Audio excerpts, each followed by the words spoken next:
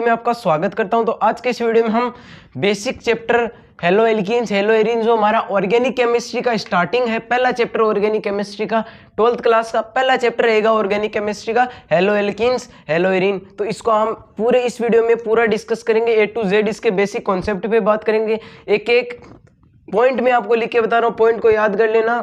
Direct question इनसे, short question, objective question इनसे बन सकते हैं। डायरेक्ट क्वेश्चन में बताऊंगा किस किस प्रकार के क्वेश्चन बनेंगे और किस किस प्रकार के क्वेश्चन प्रीवियस ईयर में पूछे गए थे। पूरे क्वेश्चंस को डिस्कस होगा, तो वीडियो में अंत तक बने रहिएगा, तभी पूरा बेसिक से पढ़ने में मजा आएगा। ठीक है, वीडियो में पूरा अंत तक बने रहिएगा, तभी आपको ऐसे लगेगा कि भाई क्लास ली है, ऑर्गेनिक केमिस्ट्री थोड़ी समझ में आ रही है। जिस भाई को भी ऑर्गेनिक केमिस्ट्री में टफ लगता है काम, वो इसने इस वीडियो में आपको पूरा इसमें डिटेल मिलेगा ऑर्गेनिक केमिस्ट्री में। ठीक है, अब ऑर्गेनिक केमिस्ट्री में चैप्टर का नाम है हेलो एल्केन हेलो एरीन। ठीक है, अब इस चैप्टर के नाम में छुपा हुआ है इसका आधा इसका मीनिंग। तो हेलो मीन्स क्या होता है? Halogen atom, halogen atom. और एल्केन मतलब क्या होता है? Hydrocarbon chain. ठीक है, हाइड्रोकार्बन चेन, जैसे कि CH3 CH2 CH3, ये कोई हाइड्रोकार्बन चेन है। मेथ एथ प्रोपेन, प्रोपेन ये कोई हाइड्रोकार्बन चेन है। इसमें हमें क्या करना है? इसमें हमें एक हाइड्रोजन की जगह है, हमें क्या अटैच कर देना है? हेलोजन एटम अटैच कर देना है। हेलोजन एटम को हम अक्स से डिनोट करते हैं। अक्स में हेलोजन फैमिली आती है, जिसमें कौन कौन आते हैं? F, जिसमें F Cl Br I, FCl Br I अक्स हेलोजन फैमिली में आते हैं। Fluorine, chlorine, bromine, iodine, fluorine, chlorine, bromine, iodine halogen family में आते हैं। तो हमें क्या करना है? एक हाइड्रोकार्बन चेन में से एक हाइड्रोजन हटा के उसकी जगह हेलोजन एटम को अटैच कर देना है। बन गया हमारा हेलो एल्केन। ठीक है, अब हेलो एल्केन में एक कंडीशन होनी चाहिए, जो जिस कार्बन से आप हेलोजन एटम को अटैच कर रहे हैं वो sp3 हाइब्रिडाइज होना चाहिए।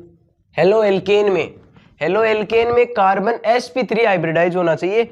बल्कि हेलो एरीन्स में क्या होता है? sp2 हाइब्रिडाइज कार्बन एटम से क्या जुड़ा हुआ होना चाहिए? हेलोजन, हेलोजन जुड़ा हुआ होता है sp2 हाइब्रिडाइज कार्बन एटम से। यदि हेलोजन जुड़ा हुआ है तब वो क्या कहलाते हैं? उसे हेलो एरीन्स कहते हैं। ठीक है, हेलो एरीन्स कहते हैं। जैसे कि बेंजीन, ये रही बेंजीन ले लिया आपने, क्लोरोबेंजीन मैंने एक एग्जांपल ले लिया हेलो एरीन्स का, जिसमें हेलोजन एटम किस पे जुड़ा हुआ है? sp2 hybridise carbon atom. आपको ये पता हो, आपको ये तो पता ही होगा कि बेंजीन का जो कार्बन होता है, प्रत्येक कार्बन, वो sp2 हाइब्रिडाइज होता है। चलिए इसको थोड़ा और सिंप्लीफाई करके देखते हैं। बेंजीन का स्ट्रक्चर कुछ इस प्रकार आता है।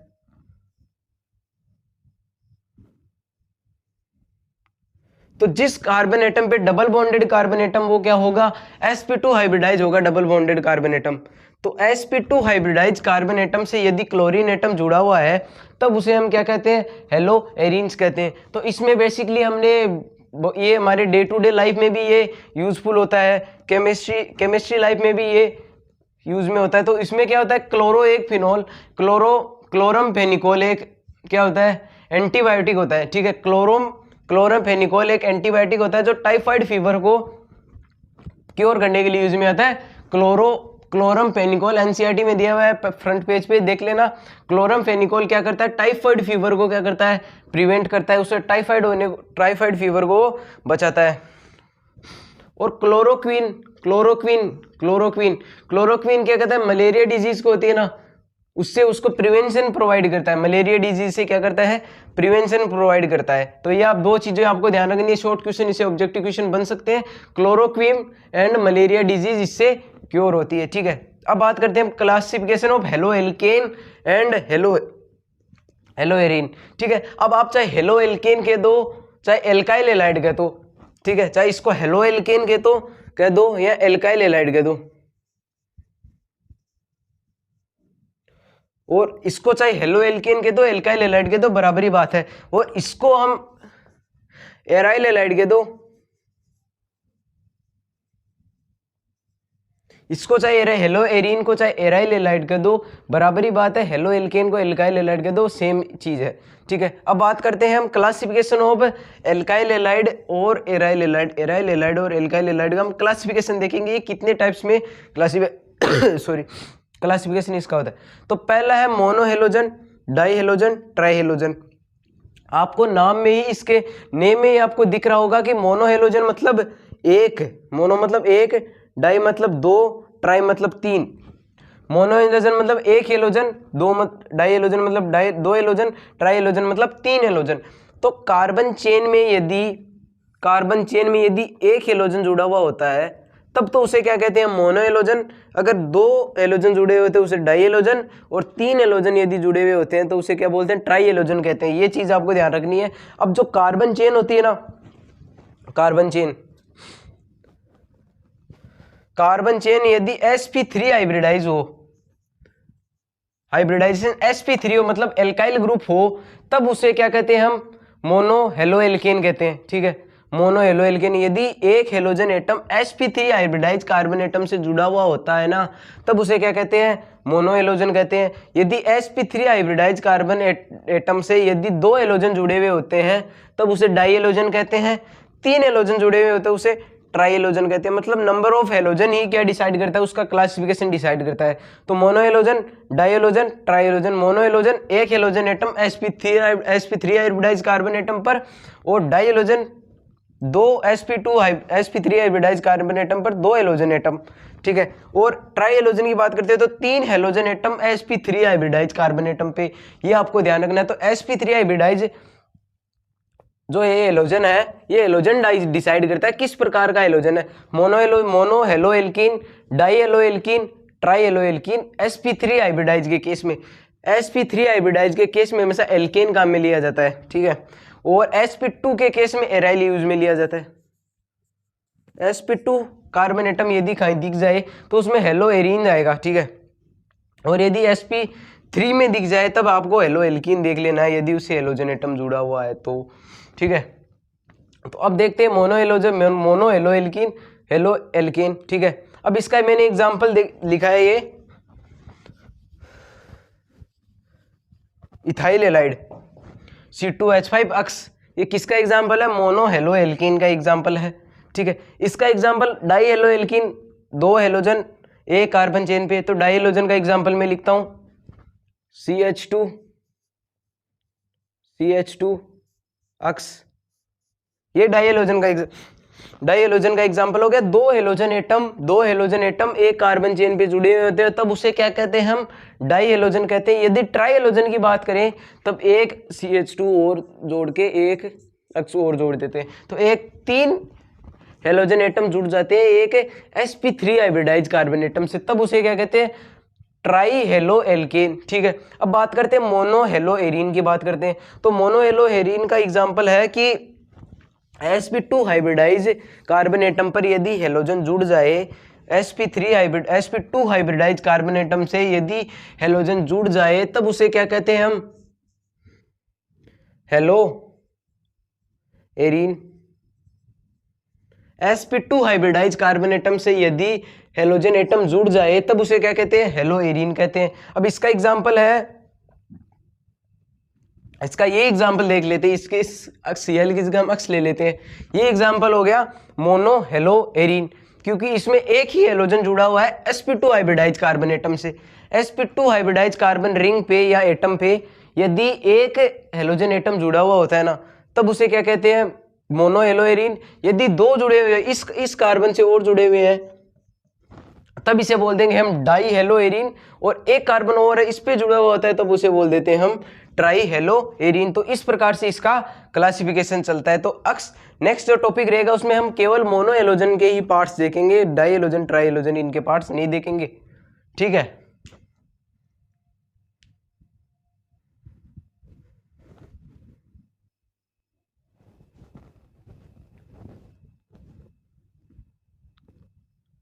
तो अब हम देखेंगे मोनो हेलोजन कंपाउंड्स है ना, उनको भी फर्दर क्लासिफिकेशन इनका भी चलता है। मोनो हेलोजन कंपाउंड्स है ना, इनको भी हम फर्दर क्लासीफाई कर सकते हैं। मोनो हेलोजन कंपाउंड्स क्या होता है, मैं आपको थोड़ा रिवीजन कर देता हूँ। मोनो हेलोजन कंपाउंड होता है इस कार्बन चेन में एक ही हेलोजन जुड़ा हुआ हो तब उसे क्या कहते हैं, मोनो हेलोजन। यदि दो जुड़े हुए हो तब उसे क्या बोलते हैं हम, डाई हेलोजन। तीन जुड़े हुए हो तब उसे हम बोलते हैं ट्राई हेलोजन। तो हम मोनो हेलोजन का क्या पढ़ रहे हैं, फर्दर क्लासिफिकेशन हम पढ़ रहे हैं। तो मोनो हेलोजन दो प्रकार के होते हैं, एक तो जिनमें compounds containing sp3 hybridisation, sp3 bond, जिसमें sp3 हाइब्रिडाइजेशन के बॉन्ड के साथ यदि हेलोजन एटम जुड़ रहा है तब वो कितने प्रकार के क्लासिफिकेशन में होता है। यदि sp2 हाइब्रिडाइज बॉन्ड से यदि हेलोजन एटम जुड़ रहा है तब वो कितने प्रकार के हो सकते हैं। तो पहला हम बेसिस देखते हैं sp3 हाइब्रिडाइजेशन के। तो पहला है हमारा एल्काइल हैलाइड, दूसरा एलाइलिक हैलाइड, तीसरा benzylic halide. Alkylic halide, allylic halide, benzylic halide. ठीक है, एल्काइलिक हैलाइड में क्या होता है, sp3 हाइब्रिडाइज कार्बन एटम से यदि डायरेक्ट हेलोजन एटम जुड़ जाए, sp3 हाइब्रिडाइज कार्बन एटम से यदि डायरेक्टली हेलोजन एटम जुड़ जाए तब उसे हम क्या कहते हैं, एल्काइल हैलाइड कहते हैं। जैसे कि sp3 CH2 अक्स, ये हो गया हमारा एल्काइल हैलाइड। ठीक है, sp3 हाइब्रिडाइज कार्बन एटम से क्या जुड़ा हुआ है, हेलोजन एटम जुड़ा हुआ है। ठीक है, इसकी जगह Cl भी आ सकता है, Br भी आ सकता है, F भी आ सकता है, I भी आ सकता है, कुछ भी आ सकता है। ठीक है, तो sp3 हाइब्रिडाइज कार्बन एटम से यदि डायरेक्ट कोई हेलोजन एटम जुड़ा हुआ होता है तब उसे हम क्या कहते हैं, एल्काइल हैलाइड कहते हैं। ठीक है, अब बात करते हैं हम एलाइलिक हैलाइड की। तो इसमें क्या होता है कि double bond containing carbon atom, carbon chain में यदि कोई डबल बॉन्ड सी है, डबल बॉन्ड, तो डबल बॉन्ड के अगले वाले कार्बन पे क्या जुड़ा हुआ होता है, हेलोजन एटम जुड़ा हुआ है। यदि डबल बॉन्ड के अगले वाले कार्बन पे हेलोजन एटम जुड़ा हुआ होता है ना, तब उसे हम क्या कहते हैं, एलाइलिक हैलाइड कहते हैं। जैसे इसका एग्जांपल देखते हैं, CH3CH double bond CH single bond CH2 single bond Cl। ठीक है, ये इसका example. C double bond C के अगले वाले कार्बन पे क्या जुड़ा हुआ होता है, Cl जुड़ा हुआ होता है, उसे क्या कहते हैं हम, एलाइलिक हैलाइड कहते हैं। बेंजाइलिक हैलाइड क्या होता है कि एरोमेटिक रिंग होती है ना, जैसे कि बेंजीन, एरोमेटिक रिंग कोई भी हो सकती है, जरूरी नहीं कि बेंजीन ही हो, एरोमेटिक रिंग कोई भी हो सकती है। ठीक है, अब जैसे हम बेंजीन के केस में देखते हैं, ये हो गया बेंजीन। ठीक है, अब एरोमेटिक रिंग के अगले वाले कार्बन पे CH2, उस पर यदि हेलोजन जुड़ा हुआ है तब उसे क्या कहते हैं हम, बेंजाइलिक हैलाइड कहते हैं। ये मैंने एग्जांपल दे दिया बेंजाइलिक हैलाइड का। यदि एरोमेटिक रिंग के अगले वाले कार्बन पे क्या जुड़ा हो, हेलोजन एटम जुड़ा हुआ हो, तब उसे क्या कहते हैं हम, बेंजाइलिक हैलाइड। अब एल्काइलिक हैलाइड है ना, वो तीन प्रकार से क्लासिफिकेशन चलता है उसमें, तीन प्रकार का, तीन टाइप्स में क्लासिफिकेशन चलता है उसका। ठीक है, पहला है 1 डिग्री एल्काइल हैलाइड। ठीक है, पर जिसे क्या कहते हैं, मतलब 1 degree alkyl halide, 1 degree alkyl halide. दूसरा है 2 डिग्री एल्काइल हैलाइड। ठीक है, पहला 1 डिग्री एल्काइल हैलाइड, दूसरा 2 डिग्री एल्काइल हैलाइड,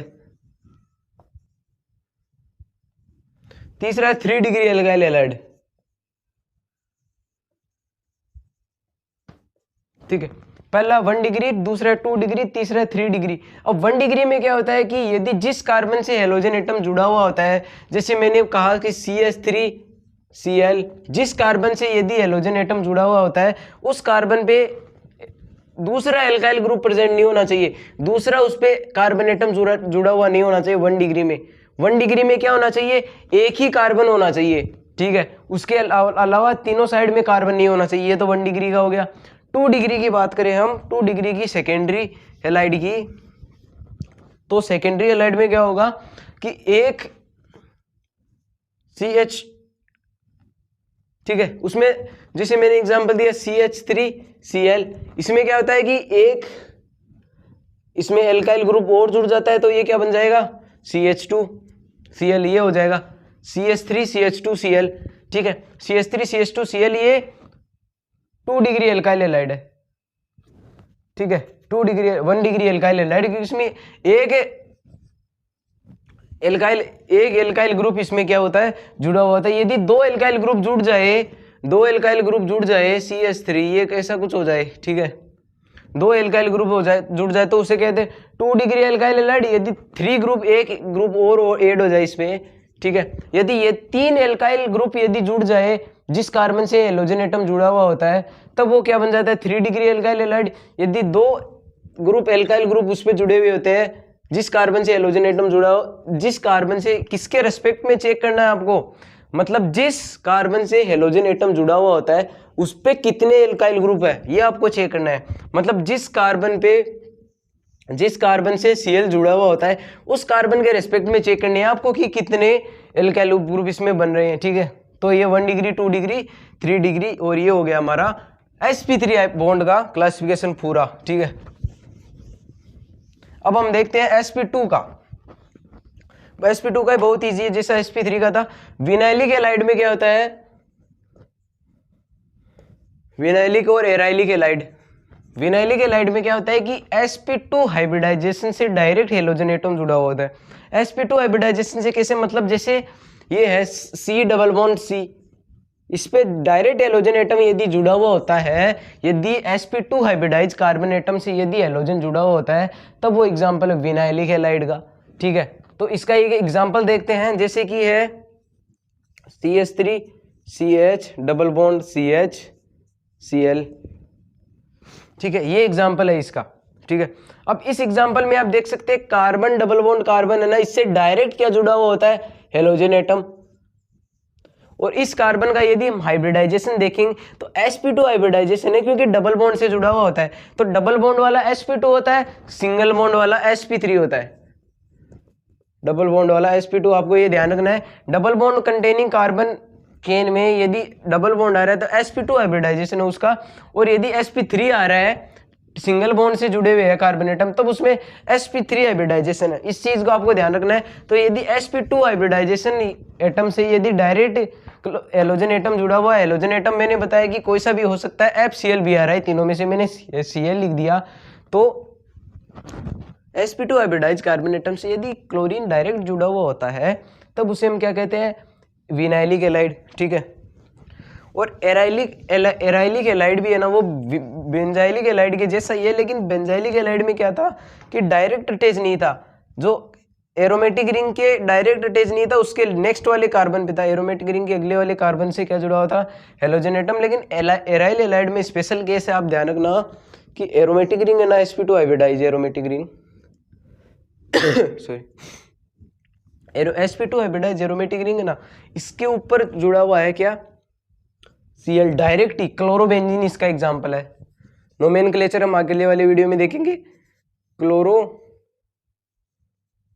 बेंजीन इसका एग्जांपल है, बहुत बढ़िया एग्जांपल है क्लोरोबेंजीन।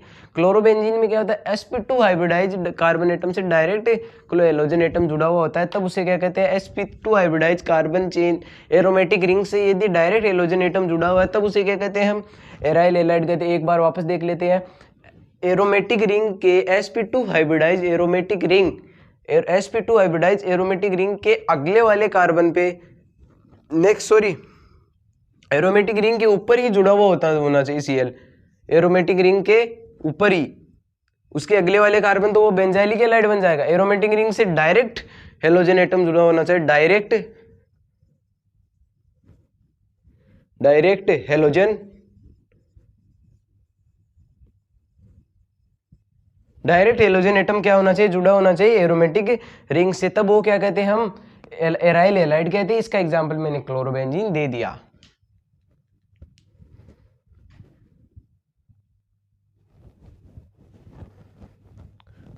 तो इस टॉपिक में हम देखेंगे, हमने जितने भी हमने एल्काइल हैलाइड, एराइल हैलाइड, हमने जो उनका क्लासिफिकेशन किया, अब हम उसका नोमेनक्लेचर करेंगे, उसका नामकरण करेंगे, ठीक है।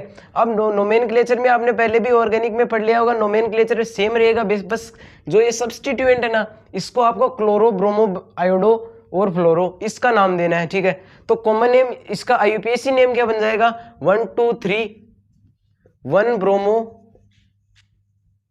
ठीक है, meth eth pro propane, 1 bromo propane, इसका IUPAC नेम बन जाएगा, ठीक है। इसका IUPAC नेम बन जाएगा 1 ब्रोमो प्रोपेन, ठीक है। और इसका IUPAC नेम क्या बन जाएगा, जो कि वन नंबरिंग किस साइड से होती है? फर्स्ट काम आपका यूपीएससी नोमेनक्लेचर में हो गया था नंबरिंग करना, तो नंबरिंग किस साइड से होती है? 1 2 3, ठीक है। 1 2 3 आपने कार्बन चेन सिलेक्ट कर ली, नंबरिंग कर दी, ठीक है। 1 नंबर पे क्या है? क्लोरीन, तो ये हम क्या जुड़ा देंगे? वैसे तो मिथाइल ग्रुप भी 2 नंबर पे जुड़ा हुआ है, लेकिन हम अल्फाबेटिकल ऑर्डर चेक करेंगे तो क्लोरीन पहले आता है मिथाइल से, ठीक है। तो 1 chloro 2 methyl, meth eth prop, 3 carbon के लिए वर्ड रूट क्या लेते हैं? प्रोपेन, ठीक है। तो 1 क्लोरो 2 मिथाइल प्रोपेन इसका आईयूपीएसी नियम होगा। अब इसकी जगह ऐसा कोई भी प्रकार का हो, इस हाइड्रोजन को उठा के इस यहाँ पे Cl लगा दे, तो 1 2 डाइक्लोरो 2 मिथाइल प्रोपेन वो। तो अब हम इसमें अब इसका यूपीएससी नेम देखते हैं। इसका यूपीएससी नेम देखते हैं तो ये एरोमेटिक रिंग है, ठीक है। एरोमेटिक रिंग के 1 नंबर पे क्या जुड़ा हुआ है? ये 1 2 3 4 5 6, 1 2 3 4 5 है, एरोमेटिक रिंग बन गई। 1 नंबर पे ब्रोमीन ग्रुप है, तो वन क्या हो जाएगा? ब्रोमो। और ग्रुप कौन सा है? ये बेंजीन ग्रुप है, 1 ब्रोमो बेंजीन, ठीक है। 1 ब्रोमो बेंजीन हो गया, ठीक है। एरोमेटिक रिंग है बेंजीन। अब दूसरा है हमारा ये इसका देखते हैं। तो इसका पहले हम इसका क्या करते हैं? कार्बन चेन सेलेक्ट करते हैं। तो कार्बन चेन कौन सी? हमारी बेंजीन रिंग है। बेंजीन रिंग पे भी हम नंबरिंग करके देखते हैं। वैसे तो 6 कार्बन की चेन होती है, लेकिन हम नंबरिंग करके देखेंगे। तो 1 2 3 4 5 6, 1 2 3 4 5 6 हो गया। अब 1 नंबर पे ब्रोमीन जुड़ा हुआ है, 2 नंबर पे ब्रोमीन जुड़ा हुआ है, तो 1 2 डाइब्रोमो 1 2 डाइब्रोमो बेंजीन हो गया इसका, ठीक है। 1 2 डाइब्रोमो बेंजीन, क्योंकि 1 नंबर पे और 3 नंबर पे 1 3 डाइब्रोमो, 1 नंबर पे 3 नंबर पे ब्रोमीन ग्रुप जुड़ा हुआ है, तो 1 3 डाइब्रोमो बेंजीन इसका हो गया। अब इसमें देखते हैं, हमने बेंजीन रिंग सिलेक्ट कर ली, तो 1 2 3 1 2 3, तो 1 2 3 ट्राइब्रोमो बेंजीन इसका हो गया। इसका इन सब का हमने आईयूपीएसी ने। अब इसका कॉमन नेम देखते हैं। कॉमन नेम हो जाएगा इसका n propyl bromide. N number पे क्या जुड़ा हुआ आता है? ठीक है, प्रोपाइल ग्रुप है 1 2 3, 3 कार्बन के लिए प्रोप यूज में लेते हैं, तो प्रोपाइल ब्रोमाइड इसका हो गया। इसका हो जाए आइसो ग्रुप जुड़ा हुआ होता है इस पे, ठीक है। तो आइसो प्रोपाइल ब्रोमाइड इसका हो गया, ठीक है। अब इस बात करते हैं इसका यूपीएसी नेम। तो इसका IUPAC name first of all carbon chain select कीजिए, लॉन्गेस्ट, लंबी से लंबी कार्बन चेन सिलेक्ट कीजिए। लंबी से लंबी कार्बन चेन कौन सी है? चलिए एक तो ये कर लीजिए, एक आप इसका चाहो तो ये कर सकते हो, आप चाहो तो ये कर सकते हो, लेकिन इनमें से एक ही करनी है आपको, ठीक है। इनमें से आपको एक ही करनी है। तो एक आप चलिए मान लीजिए ये लॉन्गेस्ट वाली ये कर लेते हैं, CH3 इसका फर्स्ट 2 3, ये आप इसमें कार्बन चेन सेलेक्ट की लीजिए 1 2 3, ठीक है। अब 1 नंबर पे क्या जुड़ा हुआ? क्लोरो, तो 1 क्लोरो। 2 नंबर पे क्या जुड़ा है? 2 मिथाइल, तो 1 2 1 क्लोरो 2 2 डाई मिथाइल, 2 मिथाइल इस पे क्या है? 2 मिथाइल, 1 क्लोरो 2 मिथाइल इस पे क्या है? जुड़े हुए हैं। तो इसे हम क्या कह सकते हैं? 1 क्लोरो 2 2 डाई मिथाइल 1 2 3, इसे क्या कहते हैं? प्रोपेन। 3 कार्बन के लिए वर्ड रूट हम क्या यूज में लेते हैं? तो 1 प्रोप हम 3 कार्बन के लिए वर्ड रूट यूज में लेते हैं। और एन हमारा रिप्रेजेंट करता है बॉन्ड, तो इसमें क्या है? सिंगल बॉन्ड है, तो सिंगल बॉन्ड के लिए हम एन यूज में लेते हैं। तो 1 क्लोरो 2 2 डाई मिथाइल प्रोपेन इसका हो गया। अब दूसरे का देखते हैं, इसमें क्या करना है? फर्स्ट सबसे पहले नंबरिंग करनी है, 1 2 3 नंबरिंग होगी। अब इसमें कार्बन चेन भी सिलेक्ट होगी, नंबरिंग भी होगी 1 2 3। 2 नंबर पे क्या जुड़ा है? ब्रोमीन, तो क्या हो जाएगा? 2 ब्रोमो प्रोपेन, ठीक है। तो हमारा आईयूपीएसी नोमेनक्लेचर इस प्रकार से होता है। आप कोई भी प्रकार का चेन इसमें उठा लीजिए, कोई भी प्रकार का ऐसा नहीं होगा जिसका आप आईयूपीएसी नोमेनक्लेचर नहीं कर सकते। तो एक एग्जांपल देखते हैं।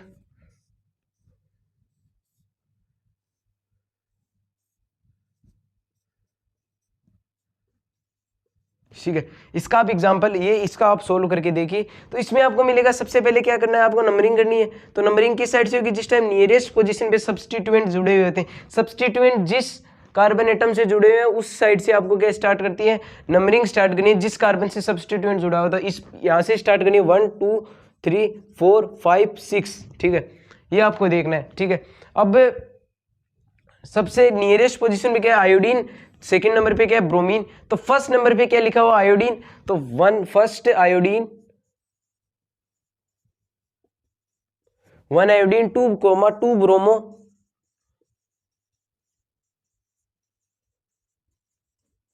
इस प्रकार से कोई भी एग्जांपल XYZ कोई भी एग्जांपल अगला उठा के दे दे कि इसका IUPAC नोमेनक्लेचर है, तो इसका आप IUPAC नोमेनक्लेचर आपको करके देना है तो आप दे सकते हो। इसमें आपको कोई डाउट नहीं होना चाहिए, क्योंकि आपने प्रीवियस ले ली होगी IUPAC की क्लास। ये अगर नहीं ली होगी तब हम आगे इसको डिस्कस करेंगे अगली नेक्स्ट क्लासेज में कि IUPAC एक सेपरेट क्लास हम IUPAC नोमेनक्लेचर की देखेंगे, उसमें आपको कंप्लीट IUPAC नोमेनक्लेचर आपको उसमें देखने को मिलेगा। तो अभी इसमें आपको समझ में आ गया IUPAC नोमेनक्लेचर किस प्रकार से देना है, ठीक है। स्टडी करते हैं nature of CX bond. Carbon और हेलोजन के बीच में जो बॉन्ड होता है उसका नेचर क्या होता है, कार्बन हेलोजन के बॉन्ड के बीच में नेचर क्या होता है वो हम अब इसमें डिस्कस करेंगे, ठीक है। तो कार्बन हेलोजन के बीच में बेसिकली नेचर क्या होता है कि दोनों आपस में पोलराइज हो जाते हैं। पोलराइज क्यों होते हैं, कार्बन का जो इलेक्ट्रोनेगेटिविटी है, कार्बन की इलेक्ट्रोनेगेटिविटी वो कम है as compare to halogen atom. Halogen atom का इलेक्ट्रोनेगेटिविटी, हेलोजन का electronegativity more than carbon. Electronegative halogen की कार्बन से ज्यादा होती है, तब कार्बन हेलोजन एटम क्या कर लेता है, इलेक्ट्रॉन गेन कर लेता है। इलेक्ट्रॉन क्या कर लेता है, गेन कर लेता है। हेलोजन एटम इलेक्ट्रॉन गेन कर लेता है तो इस पे पार्शियली नेगेटिव चार्ज आ जाता है, डेल नेगेटिव, पार्शियली इस पे क्या आ जाता है, नेगेटिव चार्ज। और कार्बन इससे, आपको पता है कि कोई मेटल यदि इलेक्ट्रॉन लूज कर दे, उसके आउटर मोस्ट शेल में जो इलेक्ट्रॉन है उनको यदि वो लूज कर दे तो उस पर कौन सा चार्ज बच जाएगा, इलेक्ट्रॉन पे तो नेगेटिव होता है, तो उस पर सॉरी पॉजिटिव चार्ज उस पर बच जाएगा, ठीक है। तो कार्बन पे पॉजिटिव चार्ज आ जाएगा, हेलोजन पे नेगेटिव चार्ज। तो ये आपस में पोलराइज हो गए, मतलब पोल्स में डिफ्रेंशिएट हो गए, इस पे तो नेगेटिव चार्ज आ गया और इस पे पॉजिटिव चार्ज आ गया, ठीक है। अब बात करते हैं कि इनमें बॉन्ड लेंथ होती है। अब अक्स की जगह हेलाइड की जगह गालिया, हेलाइड में कोई सा भी एटम हो सकता है, जैसे हेलोजन फैमिली, कोई सा नहीं सॉरी हेलोजन फैमिली का इसमें एटम हो सकता है, जैसे कि FCl-Bri।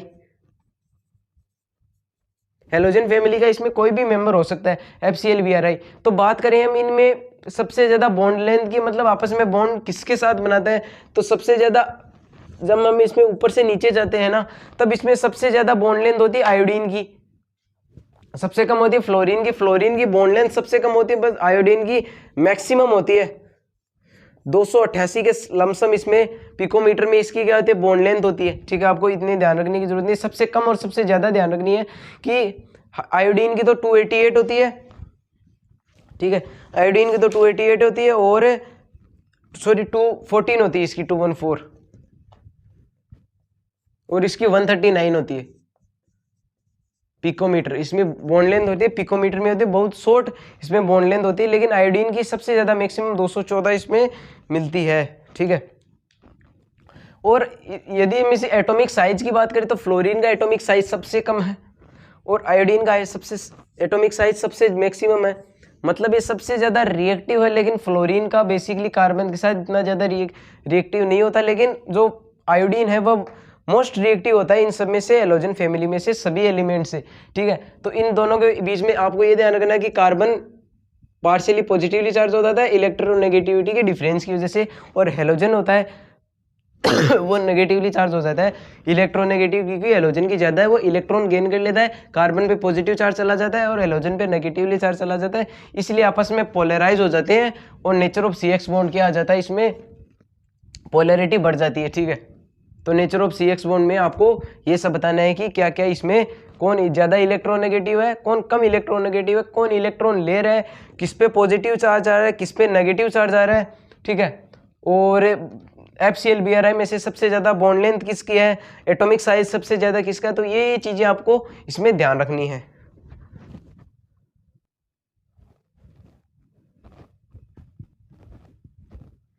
तो अब हमारा मेन रिएक्शन वाला पार्ट है, रिएक्शन वाला पार्ट है, हमें एल्काइल हैलाइड हमें फॉर्मेशन करना है एल्काइल हैलाइड का। एल्काइल हैलाइड बनता कैसे, तो सबसे पहले हम प्रोसेस देखेंगे एल्काइल हैलाइड किससे बनता है, मतलब हमें C और X बनाना है। एल्काइल हमें एल्काइल ग्रुप, ठीक है, एल्काइल ग्रुप और हैलाइड ग्रुप यदि आपस में हमें जोड़ना है और एल्काइल हैलाइड हमें बनाना है, तो एल्काइल हैलाइड हमें किससे बनाना होगा, एल्कोहल से। एल्कोहल को बेसिकली OH से रिप्रेजेंट करता है, OH से रिप्रेजेंट करते हैं हाइड्रोक्सिल ग्रुप। यदि किसी कार्बन चेन में यदि OH जुड़ा हुआ है, जैसे कि ये से है CH3 CH2 OH, ये इथेनॉल है, इथेनॉल मैथ एथ और ऑल इथेनॉल है। यदि इथेनॉल को हमें एल्काइल हैलाइड बनाना है, तो इथेनॉल का क्या करवाना होगा, हमें इन 5 से 7 रिएक्शन है, इनमें से इनको एक में इनमें से इन सारे रिएक्शन में से एक रिएक्शन के साथ इसको करवा देंगे, तब इसे क्या बनेगा, CH3 CH2 Cl CH3 CH2, मतलब ये हाइड्रोक्सिल ग्रुप है ना, ये हाइड्रोक्सिल ग्रुप, ये OH hydroxyl group, hydroxyl group. Hydroxyl group का क्या हो जाएगा, इसमें रिप्लेसमेंट हो जाएगा हाइड्रोक्सिल ग्रुप, और इसे हैलाइड एटम इस पे क्या कर जाएगा, जुड़ जाएगा, इससे हैलाइड एटम जुड़ जाएगा। ठीक है, अब इसमें रिएक्शन में हमने पहली रिएक्शन देखेंगे, ये रिएक्शन आपको सभी याद रखनी है, आपको बारी बारी से मैं समझा देता हूँ कि किस प्रकार से मैकेनिज्म होता है, बल्कि याद आपको ही रखनी पड़ेगी पूरी रिएक्शंस। ठीक है, ज़्यादा टिपिकल नहीं, 5-7 रिएक्शन है इसमें। ठीक है, अब बात करते हैं कि पहली रिएक्शन की एल्कोहल, ये R है ना, इस R को कहते हैं एल्काइल ग्रुप।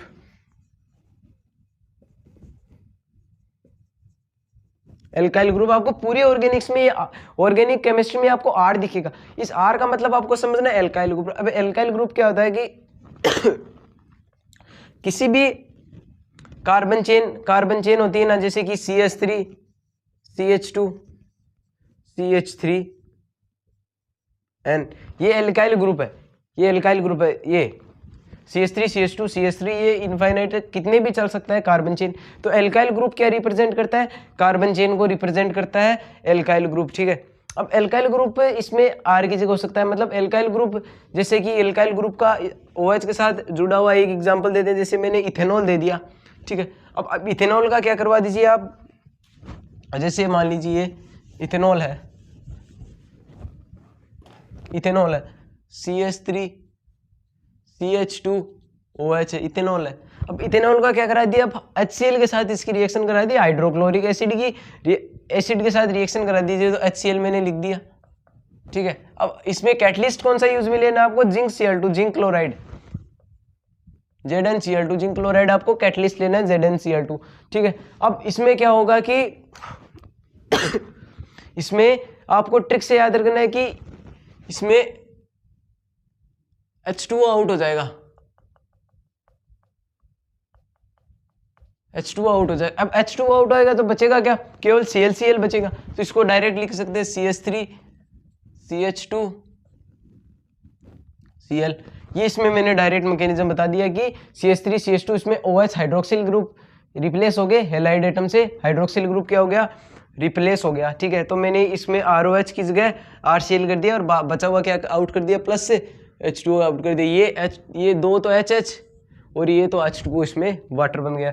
ठीक है, अब एक रिएक्शन ऐसे भी हो सकती है, ROH plus NaBr, sodium bromide plus sulphuric acid, sulphuric acid, मतलब एल्कोहल का यदि सोडियम ब्रोमाइड और सल्फ्यूरिक एसिड के साथ रिएक्शन करें तो इसमें एल्काइल ब्रोमाइड का फॉर्मेशन होता है, एल्काइल ब्रोमाइड का इसमें फॉर्मेशन होता है। ठीक है, ROH, अब ROH की जगह फिर से मैंने बताया कि आप एग्जांपल ले सकते हो,